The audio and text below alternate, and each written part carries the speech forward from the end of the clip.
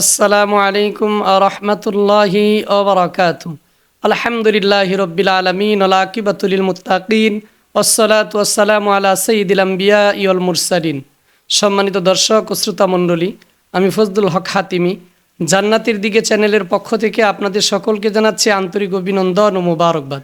কিয়ামতের ময়দানে প্রত্যেকটা বান্দাবান্দিকে কয়টি প্রশ্ন করা হবে?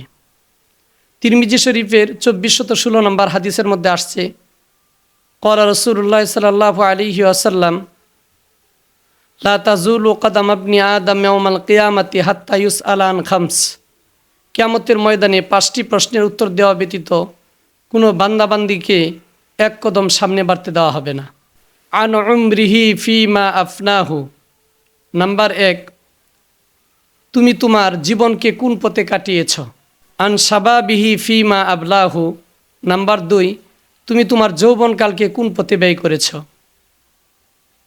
আন মালিহি মিন আইনা ইকতাসাবা। তুমি তোমার অর্থ সম্পদকে কোন পথে অর্জন করেছ? হালাল পথে নাকি হারাম পথে? অফিমা আনফাকাহু।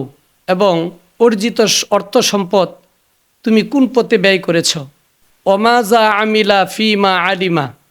নাম্বার 5, তুমি যে এলেম শিক্ষা করেছ এই অনুযায়ী কতটুকু আমল করেছ?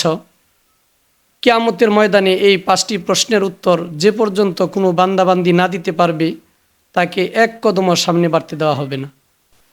আল্লাহ রব্বুল আলামিন যেন আমাদেরকে এই 5টি নিয়ামত কাজে লাগানোর তৌফিক দান করেন।